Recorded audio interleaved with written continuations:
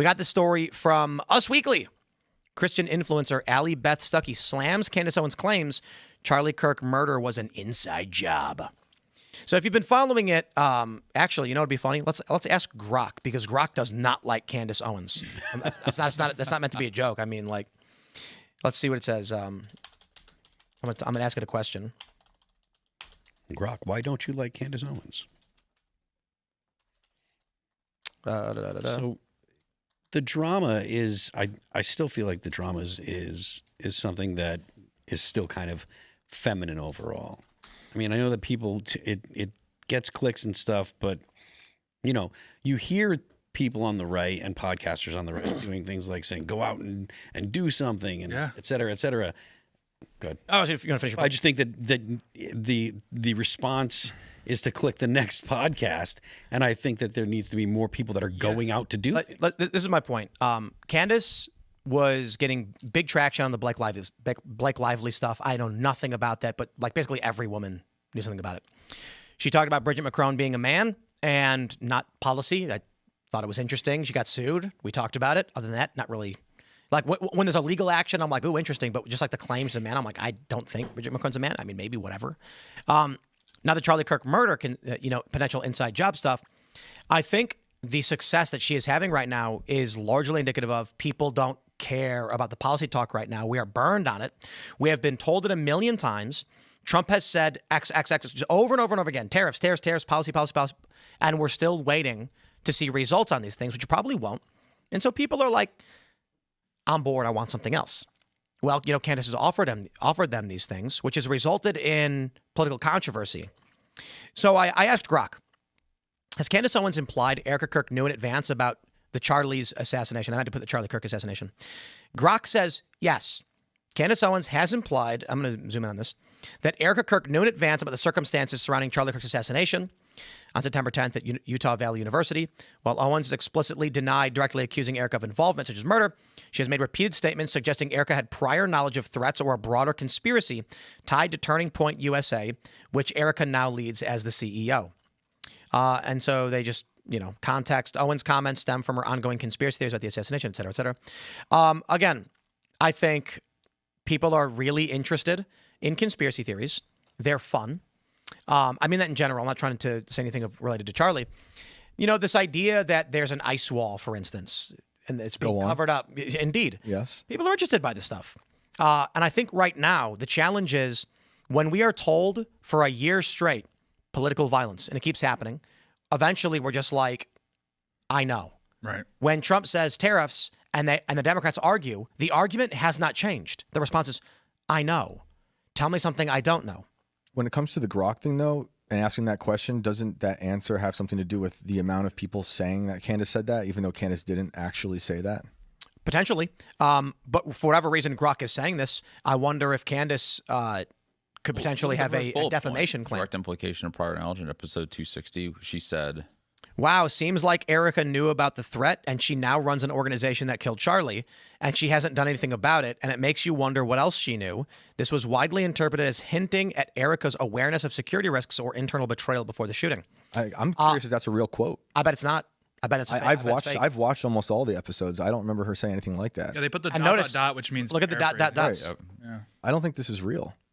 And that thing right there, Erica knows everything that she said in the reply. I believe she was just quoting Andrew Colvett, who said that on a podcast. She didn't quote anybody. She just literally said it. But that's what he said. Those three words too.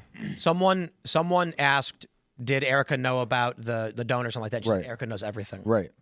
I think that's what she was referring to. I mean, I don't know, but when I see Erica knows everything, that's what Andrew said, and then he had to clarify the next day. Because everyone was like, what does that mean? And he clarified, I forget the context, but like all of this just epitomizes like the TMZ-ification of politics. And that's just what people like get completely exhausted with.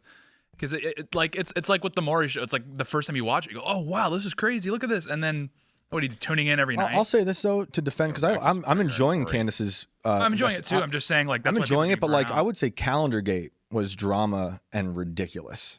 And this is different than that. Because it's not just surface level I don't hear her actually blaming certain people for the murder, but I hear her going on different. If anyone's read "Crying of Lot 49," it reminds me of the Thomas Pynchon novel Oedipus Mas, going after all these different avenues that are interesting, that pull together different threads. There's no answers yet, but I like the questions. The same way I defended Alex Jones during Sandy Hook. I think the question is, if you were to go to somebody right now and say, we have the option to talk about tariffs or this weird picture of a Bush, the Charlie Kirk assassination, people are going to be like, talk about the Bush. Yeah, I'm sure obviously a lot of people are engaged. Her numbers are insane.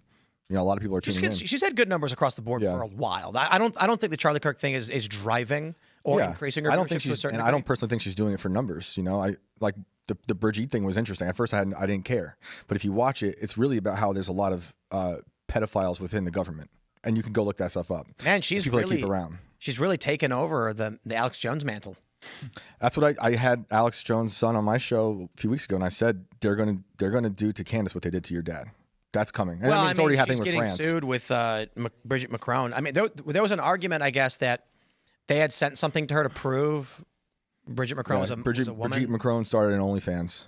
Wait, what? No, I'm just kidding. To prove no. I mean, I don't really care about Brigitte, her, or him, but the story around it is fascinating, and the amount of people that are involved in the politics of that administration, and how openly pedophilic they are, is disgusting and disturbing. You know, strangely, a lot of governments and a lot of world leaders. Exactly. That's why it's so fascinating. I love how the Epstein stuff was you're nuts if you talk about it. Mm-hmm. And then as the deep state begins to break down, now it's like, yeah, no, we all know about it. In fact, the Democrats are accusing Trump of the Epstein stuff. Trump's now saying, nah, release it. And I'm like, you know, that's what I was saying on Jesse Waters. Like, no one knows. Yeah. Like, it's going to be something weird like, you know, I don't know. Trump was just like a low-level pot dealer or something stupid. I'm kidding. But it's going to turn out that something is going to be just we didn't expect. Yeah. Or it could be just completely on the nose. Epstein, pedophile, rich people buying kids. But it's part of the arbitrage is like you turn these stories into something absurd, so that way people actually lose focus of what if you actually drill down, what's the subject? Like they did the same thing with the Clinton kill list, where it turned into like like something bad happens, like he had information leading to the arrest of Hillary Clinton. It's like because if you can like arbitrage and like turn it into an absurd thing, then it completely loses what the actual story was about in the first place. So. I asked, has she said Robinson was framed? Yes, Candace Owens has repeatedly stated and implied that Tyler Robinson was framed for Charlie Kirk's assassination on September 10, 2025. Her claims portray the official narrative, Robinson as the lone gunman motivated by anti-conservative ideology, as a government-orchestrated cover-up involving evidence tampering, witness suppression, and planted details. I got to be honest, that narrative is infinitely more interesting than tariffs.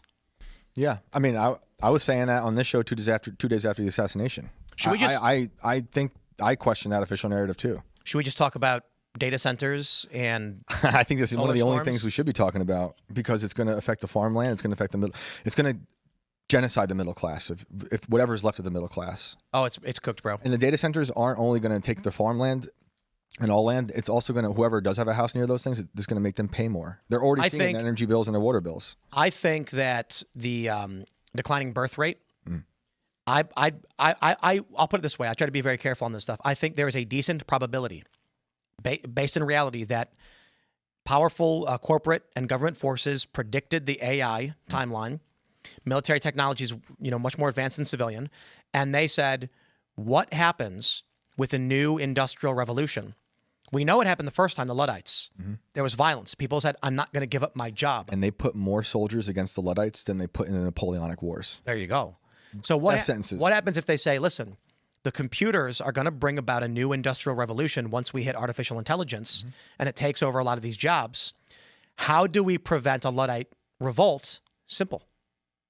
No Luddites. Yeah, I was just thinking about this on the way over. Oddly enough, I was thinking how they created it. The Unabomber was MK Ultra. You can look that up. And I was like, maybe they created an MK Ultra. They MK Ultra'd him to make Luddites look bad.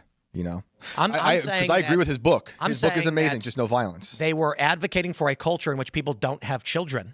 Yeah. So that by the time the AI clicks on, it's thank God the AI has filled the role for these jobs we don't have. Yep. You guys see Ford saying they can't find any mechanics? Oh. Yeah. The robots are coming. The only problem is nobody's going to be buying cars. The CEO of Anthropic was just on like 60 Minutes or something talking about how Claude's going to wipe out half the workforce, white-collar workforce, I believe he said.